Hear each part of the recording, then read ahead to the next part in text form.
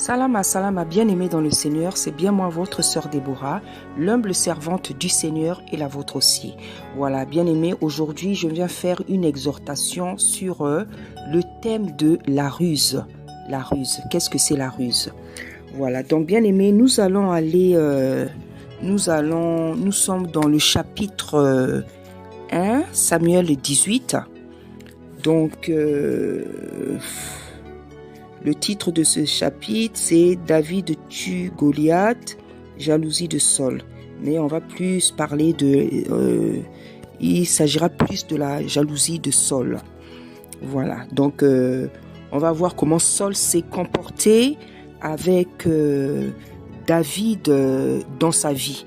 Voilà, donc Saul, pour ceux qui ne savent pas, était le premier roi et David c'était le deuxième roi et David, donc c'est le roi que Tata Nzambe avait remplacé par Saul, parce que Saul avait désobéi à Tata Nzambe. Saul n'était pas un homme droit. Voilà, donc il avait irrité Tata Nzambe et Tata Nzambe avait déjà projeté de le remplacer par David, que Tata Nzambe a désigné comme l'homme selon son cœur. Voilà, donc nous allons voir ici, bien aimé, comment Saul s'est comporté dans sa vie en fait. Là, ce n'est qu'une partie, mais nous aurons aussi l'occasion de voir comment Saul s'est comporté dans sa vie à l'égard de David. Donc ici, le thème dont nous allons parler, sur lequel je veux faire mon exhortation, c'est la ruse. Parce que Saul était rempli de défauts. Il avait la méchanceté, il avait la ruse, il avait la jalousie. Je dirais, il avait même la jalousie. Voilà, donc la folie plutôt. Voilà, donc je veux lire le chapitre afin que nous puissions nous plonger dans l'exhortation. Voilà, donc on est dans 1 Samuel 18. Je commence à partir du verset 10. C'est un peu lent, bien aimé, c'est pas facile, mais aimons la parole, aimons la lire, aimons découvrir la parole de Tata Nzambe, même si ce livre, on lui a arraché des livres, même si ça a été falsifié, mais Tata Nzambe, il est puissant, il est souverain, il ne leur a pas permis de tout enlever. Voilà, et vous allez même, là même, je viens de lire ce passage, Tata Nzambe, dans ce passage, vient encore de me démontrer vraiment que ce livre, c'est un livre africain. Voilà, vous allez vous rendre compte à quelle partie quand je veux lire. Aujourd'hui, on ne va pas parler de ça, je veux juste faire une parenthèse. On va plus parler de la ruse, mais c'est-à-dire la vérité, c'est quelque chose de tellement puissant que même quand on veut l'étouffer, on veut l'éteindre, c'est impossible parce que la vérité vient de Nzambe. Donc bien aimé, je veux commencer ma lecture au nom puissant d'Issaïa Congo. Le lendemain, le mauvais esprit de Dieu saisit Saoul qui eut des transports au milieu de la maison. David jouait comme les autres jours et Saul avait sa lance à la main. Saul leva sa lance et disant en lui-même, je frapperai David contre la paroi. Mais David se détourna de lui 2 fois. Saul craignait la présence de David parce que l'Éternel était avec David et s'était retiré de lui. Il l'éloigna de sa personne et l'établit chef de 1000 hommes. David sortait et rentrait à la tête du peuple. Il réussissait dans toutes ses entreprises et l'Éternel était avec lui. Saoul, voyant qu'il réussissait toujours, avait peur de lui. Mais tout Israël et Juda aimaient David parce que il sortait et rentrait à leur tête. Saul dit à David, voici, je te donnerai pour femme ma fille aînée Mérab. Sers-moi seulement avec vaillance et soutient les guerres de l'Éternel. Or, Saul se disait, je ne veux pas mettre la main sur lui, mais que la main des Philistins soit sur lui. David répondit à Saul, qui suis-je? Qu'est-ce que ma vie? Qu'est-ce que ma famille de mon père? Qu'est-ce que la famille de mon père en Israël pour que je devienne le gendre du roi? Lorsque arriva le temps où Mérab, fille de Saul, devait être donnée à David, elle fut donnée pour femme à Adriel et de Méola. Michal, fille de Saoul, aima David. On informa Saul et la chose lui convint. Il se disait, je la lui donnerai afin qu'elle soit un piège pour lui et qu'il tombe sous la main des Philistins. Et Saul dit à David pour la seconde fois, tu vas aujourd'hui devenir mon gendre. Saul donna cet ordre à ses serviteurs, parlez en confidence à David. Et dites-lui, voici le roi est bien disposé pour toi et tous tes serviteurs t'aiment. sois maintenant le gendre du roi. Les serviteurs de Saul répétèrent ces paroles aux oreilles de David. Et David répondit, croyez-vous qu'il soit facile de devenir le gendre du roi? Moi, je suis un homme pauvre et de peu d'importance. Les serviteurs de Saul lui rapportèrent ce qu'avait répondu David. Le roi ne demande point de dot. Voilà. Donc, c'est ici, là, la dot est une coutume africaine. Voilà. La dot est une coutume africaine. Il ne faut pas la dot. La dot est une coutume purement africaine. Donc ici, là, ce passage nous démontre encore que ce livre-là, cette histoire, la Bible, ça se passe en Afrique. C'est une parenthèse, bien aimé, mais c'est très, très important.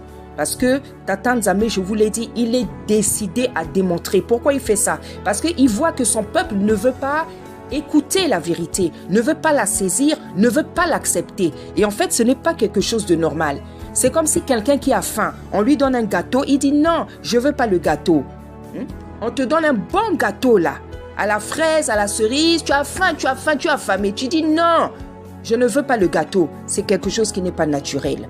C'est quelque chose qui n'est pas naturel, voilà. Les serviteurs de Saul rapportèrent ces paroles à David, et David agrégea ce qui lui était demandé pour qu'il devînt le gendre du roi. Avant le terme fixé, David se leva, partit avec ses gens et tua 200 hommes parmi les Philistins. Il leur apporta leurs prépuces, et on livra au roi le nombre complet afin de devenir le gendre du roi. Alors Saul lui donna pour femme Michal, sa fille. Saul vit et comprit que l'Éternel était avec David, et Michal sa fille aimait David. Saul craignait de plus en plus David, et il fut toute sa vie son ennemi. Les princes des Philistins faisaient des excursions, et chaque fois qu'il sortait, David avait plus de succès que tous les serviteurs de Saul, et son nom devint très célèbre. Alléluia. Donc, comme je vous ai dit, bien aimé, aujourd'hui, on va parler de la ruse. Qu'est-ce que c'est la ruse, bien aimé? Donc, bon, là, j'ai pas pris...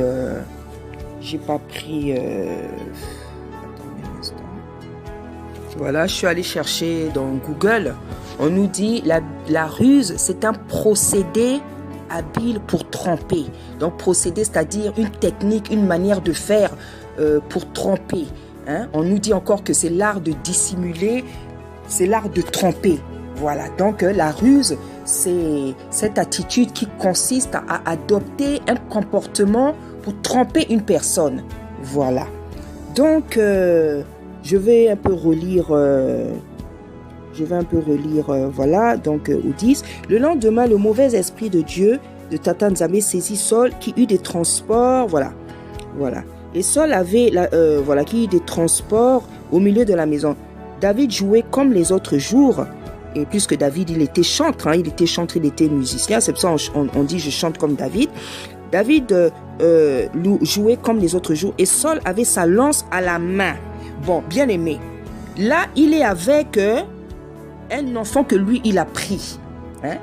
Un enfant qu'il a pris parce que, rappelez-vous de l'histoire, comment Goliath a maltraité l'armée des Solélés. Et Saul lui-même, il avait peur de Goliath. Mais c'est David qui avait terrassé Goliath par la grâce de Tata Nzambe. C'est David qui avait terrassé Goliath. Et Saul avait vu ça. Et donc, c'est à partir de ce moment-là qu'il s'est pris en admiration pour cet enfant parce qu'il n'était que... C'était un enfant, c'était un jeune quand il avait terrassé, Goliath. Voilà, donc c'était un jeune et... Saul l'avait pris sous ses ailes parce qu'il avait vu, il avait dit que non, cet enfant-là, il est trop courageux. Celui-là, il doit seulement rester à côté de moi parce que le courage que l'enfant là, il a, moi, je n'ai jamais vu un courage comme ça. Donc, il a pris sous ses ailes. Il avait même, voilà. Comme les autres jours, voilà. Et Saul avait sa lance à la main. Voilà. Donc, ça, c'est un enfant. On peut dire un petit, comme on dirait en Afrique, c'était son petit. C'était son petit, c'était son enfant, c'était son petit. David, on nous dit que David était en train de jouer, mais lui, Saul, il avait sa lance à la main. Pourquoi il avait sa lance à la main, bien aimé? Parce que Saul avait la jalousie. Saul, il avait la jalousie. Et quand la première fois que David, là, il est revenu de la guerre, quand il avait terrassé les Philistins, vous vous rappelez le passage que j'ai donné il n'y a pas longtemps. les femmes chantaient pour David. Les femmes chantaient pour David. Elles disaient que David, il en a 10 000 pour David et 1000 pour Saul. Donc, la jalousie, je ne dirais pas que la jalousie était déjà entrée, la jalousie était en lui parce que il était rempli de défauts. Il avait la jalousie, il avait la ruse, il était violent, il était méchant, c'était même un assassin. Voilà, parce que regardez comment à plusieurs reprises il a voulu tuer David. Donc, tu es là. Donc, il est là avec quelqu'un qui lui a fait gagner la guerre, quelqu'un qui a fait terrasser leur plus grand ennemi, mais toi, tu veux le tuer. Donc, regardez les dispositions de cœur de quelqu'un. Regardez les dispositions de cœur de quelqu'un. C'est pour ça, bien aimé, Tata Nzambe nous dit dans sa parole, il dit, gardez votre cœur plus que tout. Bien aimé, c'est dans le cœur que se passe tout. C'est dans le cœur qu'il y a les qualités de quelqu'un. C'est dans le cœur qu'il y a les qualités de quelqu'un. C'est dans le cœur qu'il y a les vertus de quelqu'un. C'est aussi dans le cœur qu'il y a les défauts de quelqu'un. C'est aussi dans le cœur qu'il y a la méchanceté de quelqu'un, les mauvaises intentions de quelqu'un. Tout se passe dans le cœur. Nos pensées, bien aimés, tout est au niveau du cœur. C'est pour ça que Tata Nzambe, il dit, gardez votre cœur plus que tout. Parce que c'est là où bouillonnent les pensées, les intentions, les motivations. C'est là, c'est au niveau du cœur. Donc, regardez comment était le cœur de David, de Saul. C'est-à-dire quelqu'un qui te terrasse tes ennemis, quelqu'un qui tue l'ennemi, qui est en train de vous fatiguer. Toi, dans ta tête, qu'est-ce que tu veux? Tu veux le tuer. Mais David, la Bible dit que Saul, voilà. Et Saul avait sa lance à la main. Saul leva sa lance, disant en lui-même. Regardez donc les pensées dans son cœur. Parce que la Bible dit que il sonde les cœurs et les reins. Il sonde les cœurs. Donc, tu peux rester calme. Tu peux pour toi rester tranquille. On peut dire de toi, oh, tu es quelqu'un de calme. Tu es quelqu'un qui ne cherche jamais les histoires. Tu es très poli. Tu es très calme. Tu es très posé. Mais Tata Nzambe connaît le cœur de chacun bien-aimé. Tata Nzambe connaît le cœur de chacun. Parce que y a des gens qui cachent leur mauvais caractère dans le calme, bien aimé. Il y a des gens qui cachent leur méchanceté, leur hypocrisie, leur tous les mauvais défauts là. C'est dans le calme qui cache ça. Donc il y a des gens, dans la société, dans l'église, partout dans le monde, ils sont là, ils sont très calmes. On a l'habitude de dire, il est calme, il n'aime pas les histoires. Mais vous voyez parfois des gens, ils cachent beaucoup de défauts. Il cache beaucoup de défauts. Donc, c'est vrai, être calme, être posé, ce sont des très grandes qualités. Tata Nzambe dit même dans sa parole que les gens qui parlent peu, c'est bien de parler peu. Des gens qui parlent peu, qui ne parlent pas beaucoup. Mais le revers de la médaille, c'est qu'une personne aussi qui est très très très calme, trop calme là, peut cacher des choses que vous ne pouvez même pas imaginer. Voilà, donc... Et on le voit ici, mais David se détourna de lui 2 fois. Saul craignait la présence de David parce que l'Éternel était avec David et s'était retiré de lui. Il éloigna de sa personne. Donc, Saul éloigna David de sa personne. Il établit chef de 1000 hommes. David sortait et rentrait à la tête du peuple. Il réussissait dans toutes ses entreprises et l'Éternel était avec lui. Saul, voyant qu'il réussissait toujours, avait peur de lui. Mais tout Israël et Juda aimaient David parce qu'il sortait et rentrait à leur tête. Donc, Saul dit à David, voici, je te donne pour femme ma fille aînée Mérab. Sers-moi seulement avec vaillance et soutiens les guerres de l'Éternel. Or, Saul disait, je ne veux pas mettre la main sur lui, mais que la main des Philistins soit sur lui. David répondit à Saul, qui suis-je, Mawa? Et que, c'est-à-dire pitié quoi. Et qu'est-ce que ma vie, qu'est-ce que la famille de mon père en Israël pour que je devienne le gendre du roi? Lorsque arriva le temps où Mérab, fille de Saul, devait être donnée à David, il lui fit donner aux femmes à Adriel de Méola. C'est ici que commence la ruse de Saoul. Voilà. Donc, lui, comme il n'est pas courageux, comme il est méchant, comme il est lâche, comme il est méchant, comme il est lâche, parce que vous savez dans la vie, quand tu n'arrives pas à parler à quelqu'un en face, quand tu n'arrives pas à lui dire ce que tu penses en face, quand ton cœur bouillante de colère, quelqu'un t'énerve, hein, tu n'arrives pas à lui parler en face. C'est de la lâcheté, bien-aimé. Hein? Je vous exhorte, bien-aimé, quand vous avez quelque chose à dire à quelqu'un, il faut le lui dire en face. Quand tu es fâché avec quelqu'un, il faut lui dire en face. Quand tu n'es pas content de quelqu'un, il faut dire en face. Quand quelqu'un t'a fait mal, dis-lui en face. On ne demande pas d'aller dire avec agression, avec impolitesse. Quand tu as quelque chose à dire à quelqu'un qui t'a fait mal, dis-le en face. Ne murmure pas, ne gémis pas, n'aie pas des ressentiments. Ne maudis pas la personne dans ton cœur. Ne garde pas la colère, parce que Tata Nzambe, il n'aime pas toutes ces choses. Il n'aime pas ces sentiments. C'est pour ça qu'il dit dans sa parole que les mariés ne dorment pas, que le soleil ne se couche pas. Sur votre colère. Ce n'est pas bien. La colère, les ressentiments, les murmures. Parce que quand tu es animé de tous ces choses là-dedans, tu maudis même la personne. Tu maudis la personne. C'est pour ça que Tata Nzambe, il dit que je sonde les cœurs et les reins. Je sonde les cœurs. Et j'aime trop ce verset parce que j'aime la transparence. Moi, j'aime la transparence. J'aime la transparence. Il dit, je sonde les cœurs et les reins. C'est-à-dire que nous, on peut être là. On peut se tromper les uns les autres. Moi, je suis comme ça. Moi, je suis comme ça. Il y en a un qui est souverain. Il y en a un qui voit même Juxa dans les ténèbres, qui voit même Juxa dans les habits, qui connaît nos sentiments, nos pensées, nos motivations les uns les autres. Bien-aimés.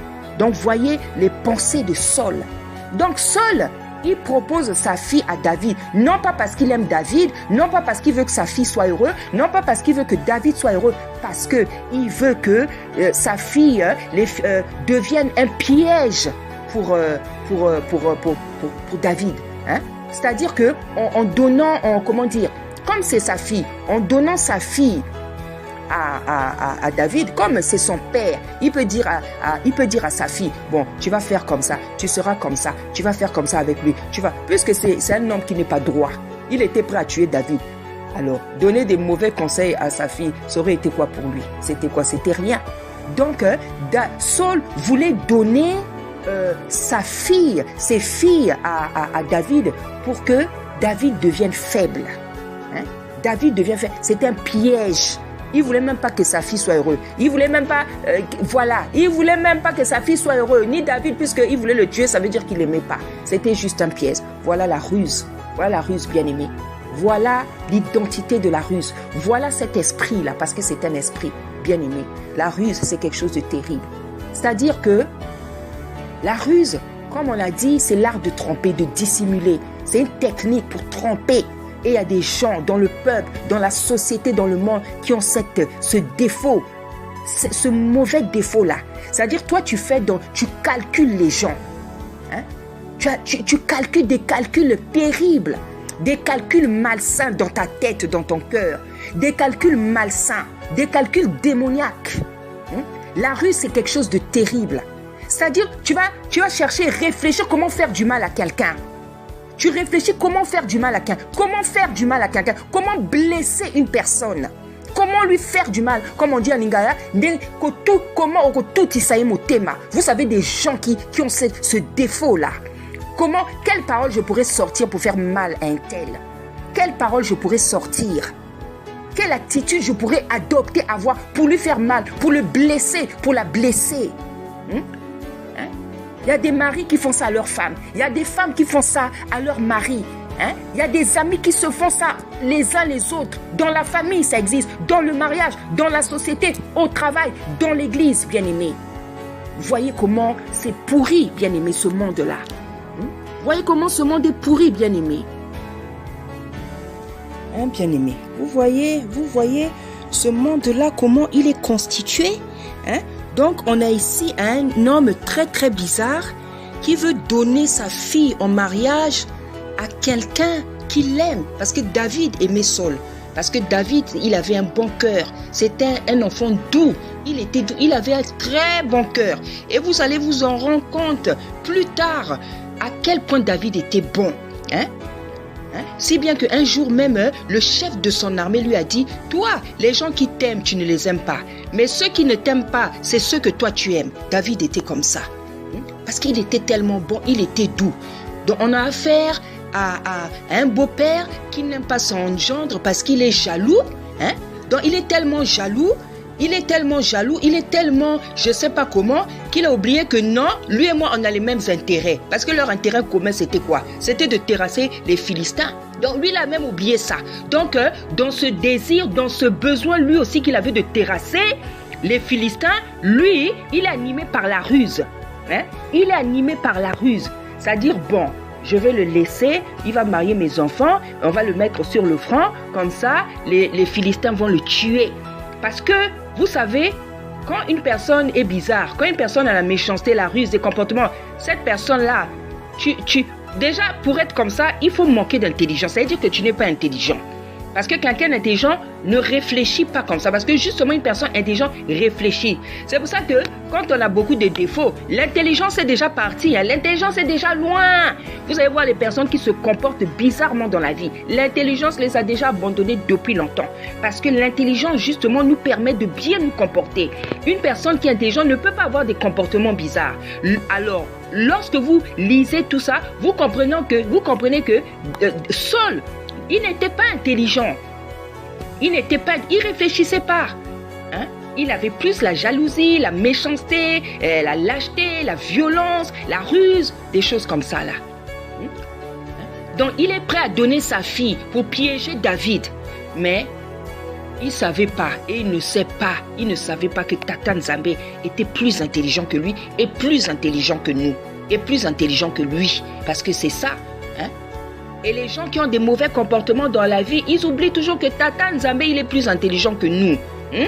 Il est plus intelligent. Là où toi tu veux faire le malin, là où toi tu veux faire la ruse, là où toi tu veux tromper les autres, tu ne sais pas qu'il y en a un là qui est au ciel et qui te voit. La personne à qui tu veux faire du mal, que tu calcules là par des mauvaises pensées, par des voix. Peut-être lui ne sait pas parce que son cœur est tellement bon. Mais toi, tu oublies que cette personne-là, elle a un créateur. Il a un créateur qui voit tes pensées, tes actes. C'est pour ça que parfois même je me demande, les gens qui font le mal là, ils ne savent pas que Tata Nzambe les voit. Mais le défaut, parce qu'un défaut, une qualité bien aimée, ça nous prend. C'est quelque chose qui est plus fort que nous. Quand tu es bon, tu es bon. Quand tu es mauvais, tu es mauvais.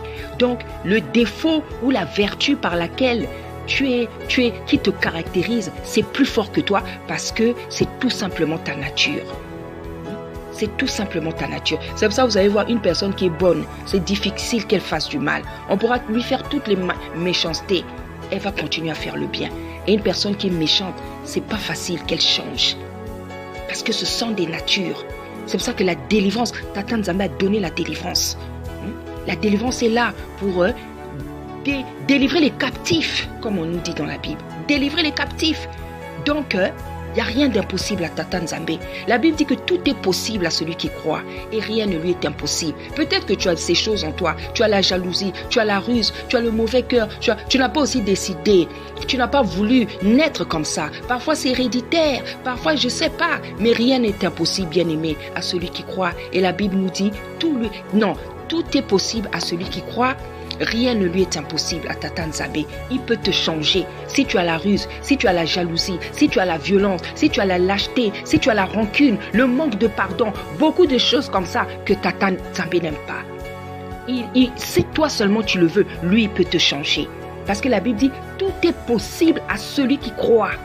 Et rien ne lui est impossible. Bien aimé, moi quand je veux quelque chose, même quand ça semble impossible, je dis Seigneur, tout est possible. Je lui dis toujours ça. Je dis Seigneur, tout est possible à celui qui croit. Rien n'est impossible. Donc j'estime que tout ce que je veux sur la terre là, je peux avoir ça. Et je ne parle pas seulement des choses matérielles. Parce que moi je ne suis pas attaché au matériel. Je pense d'autres choses. Je pense à des événements.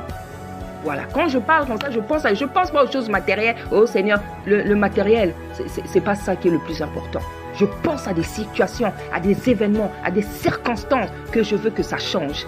Et je pense toujours qu'il est capable, parce qu'effectivement, il est capable. Il est Tata Nzambe.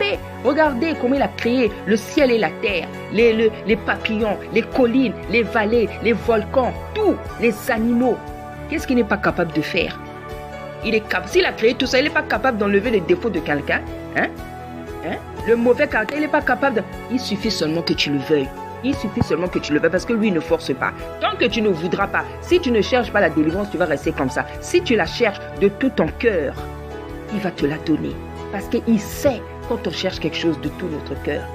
La Bible dit encore qu'il amène à l'existence ce qui n'existe pas.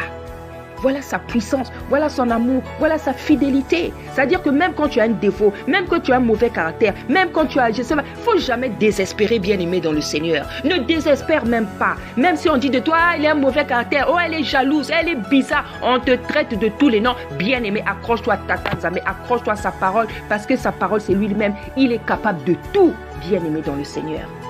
Moi, une fois, j'exhortais une jeune fille. À l'époque, elle était jeune. Aujourd'hui, c'est une maman. Elle a un enfant. Voilà. C'est une grande femme aujourd'hui. Et à l'époque où je l'exhortais, elle était jeune encore. Elle était jeune. Et elle était terrible. On la taxait de tout. Mauvais caractère. Une fois, je l'ai exhortée. Je dis, maman, assieds-toi. Assieds-toi, jeune fille. J'ai dit, tu n'en as pas marre qu'on dise du mal de toi. J'ai dit, tu n'en as pas marre. J'ai dit, ma soeur, fais en sorte qu'on dise maintenant du bien sur toi. J'ai dit, fais en sorte qu'on dise du bien sur toi. Elle m'écoutait, elle a mis la main sur la joue là. Vous savez, quand vous mettez l'index sur la joue, vous écoutez avec quelqu'un avec attention. C'est comme ça qu'elle écoutait. Et rien que quand elle avait fait ce geste-là, je comprenais qu'elle était intelligente. Parce qu'il y a même des gestes qui parlent de ce que tu as fait. Je dis, fais maintenant en sorte qu'on ne dise que du bien de toi. Je dis, tu n'en as pas marre qu'on dise du mal de toi. Je dis, fais, bien aimé. Cette fille-là, aujourd'hui, c'est une femme. Si vous la voyez, non. C'est même une servante que Tata Nzambe est en train de former pour qu'elle devienne servante. Elle a, quand vous voyez, rien que l'aspect, c'est quelqu'un qui a de la classe. C'est quelqu'un, dès que vous la voyez, vous sentez que oui, c'est une femme. Oui, c'est une grande femme. Pas à cause de ce que je lui avais dit, parce que Tata Nzambe avait déjà fait dame. Moi, je n'ai fait que le vase, l'instrument que Tata Nzambe a utilisé. Je vais faire sortir tout ce que Tata Nzambe a donné. C'est ça la puissance de Dieu. C'est ça son amour. C'est ça son amour. C'est ça sa fidélité. C'est ça sa puissance. C'est ça sa bonté envers nous bien-aimés. Ne reste pas dans la situation où tu es là. La situation spirituelle, où tu es seulement bébé spirituel, tu ne peux pas grandir par la parole. On dit seulement du mal tous les jours de toi. Tu ne peux pas changer. Ne reste pas. Refuse. Sors de petites choses. Sors de petits comportements. Sors de petites pensées. Tout est possible à celui qui croit. Voilà. Donc, pour revenir à mon exhortation, je disais, on a donc affaire à un beau papa qui veut donner sa vie à l'autre, à son gendre, pas parce qu'il a besoin du bonheur de sa fille ou de son gendre, pour que l'autre, celui qui l'aide à gagner les guerres, soit tué. Regardez le satanisme de la ruse. Bien aimé, c'est un mauvais défaut. C'est un mauvais défaut. Bien aimé, vous savez, il y a un verset dans les psaumes qui dit, avec celui qui est bon, tu es bon. Avec celui qui est pur, tu es pur. Avec celui qui est pervers, tu agis selon sa perversité. Bien-aimé, dans la vie, il n'y a pas de hasard. Le bien que tu fais, on va te le faire. Le mal que tu fais, on va te le faire, bien-aimé. Pourquoi Tata Nzambe avait permis ça à David? Parce que quand vous allez voir plus loin là-bas, David aussi, c'est quelqu'un, il avait utilisé la ruse. Il avait utilisé la ruse lorsqu'il a pris Bathsheba, la femme d'autrui. Il a utilisé la ruse. Regardez les gros péchés qu'il avait commis là-bas. Voilà. Donc dans la vie, le bien que tu fais, on va te faire ça. Le mal que tu fais, tu risques aussi de recevoir ça. C'est même pas que tu risques. Si tu ne te repens pas, ça reviendra vers toi. Parce que Tata Nzambe, c'est un tata de justice, bien-aimé. C'est un tata de justice. C'est pour ça, bien-aimé, battons-nous pour être bons. Battons-nous pour être bons, bien-aimé. Bats-toi pour être gentil. Bats-toi pour être seulement gentil, pour aimer les autres, pour les pardonner, pour ne poser que des bons actes sur la terre. Nous sommes des pèlerins, bien-aimés, dans le Seigneur. Nous sommes des pèlerins. Évertuons-nous, bien-aimés, à poser que des bons actes. Là où tu sais que tu n'étais pas bien comporté, même si ça fait 10 ans, 20 ans, 30 ans, cherche à aller demander pardon. Moi, parfois, j'écris, parfois, parfois j'écris, je dis, ah Seigneur, cette personne-là, je lui avais fait mal. Seigneur, je voudrais lui demander pardon. Hein? Donc, le Seigneur écoute. Parfois, le Seigneur ne permet pas. Parfois, le Seigneur permet. Parce qu'il sait à quel moment tu dois aller demander pardon. Parce que parfois, les personnes à qui là, tu vas aller demander pardon, parfois, son cœur aussi est rempli d'orgueil. Hein? Donc, ce n'est pas... Donc, moi, j'ai déjà fait 2 prières comme ça dans ma vie. Hein? Une prière, c'était quand j'étais jeune. J'avais quel âge? Je sais pas, 17 ans, 17, 18 ans, quelque chose comme ça. Donc, il y avait un garçon qui sortait, il avait sa copine. Et moi, il m'avait dragué. Et moi, je savais qu'il avait sa copine. Hein? Et on a failli aller plus loin. Hein? Et j'étais gênée parce que, moi, j'ai toujours été comme ça. Hein? J'étais gênée, voilà. Et aujourd'hui, parfois, quand j'y pense, c'était pas grand-chose. Mais ça avait quand même fait mal à la personne, là. Donc, je dis, ah, Seigneur, hein, j'aimerais voir un jour, hein, même si aujourd'hui, peut-être ils sont plus ensemble, peut-être elle est mariée, mais c'est toujours bien de demander pardon. Bien aimé, il faut avoir l'habitude dans ta vie de repenser à toutes les personnes à qui tu as fait mal pour demander pardon. C'est pas une mauvaise chose, bien aimé. C'est pas une mauvaise chose, bien aimé. C'est une bonne chose. Donc voilà, le beau papa là, comment il a voulu utiliser la ruse. Hein? Donc après on nous dit que quand c'était le moment de donner Merab à David, on la donna à un autre homme. Michal, donc la petite sœur de Merab. Michal, fille de Saul, aima David. On informa David, Saul, et la chose lui convainc. Il se dit, je la lui donnerai afin qu'elle soit un piège pour lui et qu'il tombe sous la main des Philistins. Donc voilà, dans son cœur il y avait que la ruse. Dans son cœur il y avait donc un papa méchant, un papa qui n'est pas gentil, un papa qui est bizarre. Donc regardez par quel sentiment le cœur de quelqu'un peut être animé. Bien aimé, la ruse là, hein, c'est quelque chose de compliqué. Tu as seulement des mauvaises idées, des mauvaises pensées. Je veux faire ça dans tel but. Je veux faire ça dans tu n'as que des mauvaises pensées. Donc ton esprit là, ton âme, c'est déjà souillé. Parce que c'est comme si 24 heures sur 24 heures, l'esprit là, ton âme est souillé. Même ton esprit. Comment Tata Nzambe va travailler avec quelqu'un qui a la ruse? Comment quelqu'un va travailler avec quelqu'un qui a la ruse, bien aimé? Ce n'est pas une bonne chose. Donc, il voulait donner sa deuxième fille là. Il était d'accord. Il dit oui, non, il n'a pas souvent la marier. Mais c'est pour qu'il tombe entre les mains. Donc, toi et David, vous avez le même intérêt de terrasser les Philistins. Toi, dans ta tête là, pendant que David va en guerre, toi, tu veux que lui meure. Mais si David meurt, toi, tu vas gagner la guerre comment? Puisque David est la personne que Tata Nzambe avait choisie pour gagner la guerre. Vous voyez, donc la ruse vous enlève l'intelligence. C'est un défaut qui voile votre intelligence. C'est un défaut qui voile votre raisonnement. C'est un défaut qui voile votre réflexion. C'est quelque chose de terrible, bien aimé. Hein? Lui, il avait besoin que David gagne. Mais lui, pendant que David va, si David mourait, qui allait gagner la guerre? Dans la guerre, il allait mettre plus de temps, mais lui ne pensait pas à ça. Tellement il était animé par la ruse. Donc voici la ruse, bien-aimé. Qu'est-ce que c'est? Vous pouvez relire. Donc voilà bien-aimé, je voulais parler de la ruse. Voilà qu'est-ce que c'est la ruse, bien-aimé. Voilà les comportements que fait sortir la ruse, bien-aimé. C'est un mauvais défaut. C'est un vilain défaut, bien-aimé, je vous dis la vérité. Hein? Donc, la personne qui a eu, c'est une personne qui a toujours des mauvaises idées, des mauvaises pensées. Qu'est-ce que je vais faire pour faire ça? Qu'est-ce que je vais faire? Comment je pourrais faire? Tu es toujours là en train de réfléchir à des choses bizarres pour faire mal aux autres, pour blesser les autres, pour vexer les autres. Voilà qu'est-ce que c'est la ruse. Bien-aimé, ce n'est pas une bonne chose. Hein? Mais comme nous voyons ici, David, qui était un enfant de Tata Nzambe, il aimait Tata Nzambe, il priait, il invoquait Tata Nzambe, il adorait, il le chantait. Tata Nzambe ne pouvait pas l'abandonner. Au contraire, il ne faisait que lui donner le succès. La Bible dit que David réussissait dans toutes ses entreprises. Et c'est ça, bien-aimé. Notre force, c'est laquelle? Notre force, bien-aimé, c'est d'aimer Tata Nzambe, c'est de le craindre, c'est de le servir, bien-aimé, c'est de pratiquer sa parole, bien-aimé. c'est de ne pas rendre le mal pour le mal, c'est de pardonner tes ennemis, ce n'est pas calculer les autres, bien-aimés, c'est de pratiquer la parole, c'est de pratiquer la Bible, de pratiquer la parole, bien-aimés, les commandements de Tata Nzambe, ses ordonnances, ses préceptes, comme il avait dit à Josué. Ce livre-là ne t'en détourne ni à gauche ni à droite. Si tu t'attaches à ce livre, toutes tes entreprises réussiront. C'est-à-dire tu auras des enfants, tu auras le mariage, tu auras une maison, tu auras le travail, tu auras les projets, tu auras le succès. Voici, bien-aimé, le secret d'une vie heureuse. C'est tout simplement pratiquer les ordonnances de Tata Nzambe. David avait réussi. David avait réussi parce qu'il était du côté de Tata Nzambe. Il aimait Tata Nzambe. Il le craignait. Il pratiquait sa parole. Il adorait. C'était un adorateur. Même quand il est tombé, même quand il a péché gravement, il s'est relevé.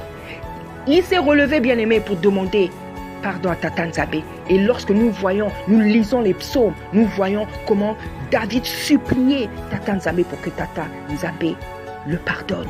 C'est pour ça que Tata Nzambe a dit de lui l'homme selon mon cœur. Parce que David, c'est quelqu'un, il n'était peut-être pas parfait. Il aimait beaucoup Tata Nzambe. Mais il aimait beaucoup Tata Nzambe. Il n'était pas parfait parce qu'il a tué, il a été assassin, il a été adultérien et tout ça il a fait avec la ruse. Donc le même péché que Saul. Mais Tata Nzambe l'appelait l'homme selon mon cœur. Parce que, vous savez pourquoi? Parce que Tata Nzambe, la première chose qui le caractérise, c'est l'amour. L'amour, c'est sa nature. L'amour, c'est son caractère. L'amour, c'est son essence. Et David avait cette grâce-là d'avoir l'amour. C'est ça. Tata Nzambe aime beaucoup les gens qui ont l'amour. Tata Nzambe aime beaucoup les gens qui ont l'amour.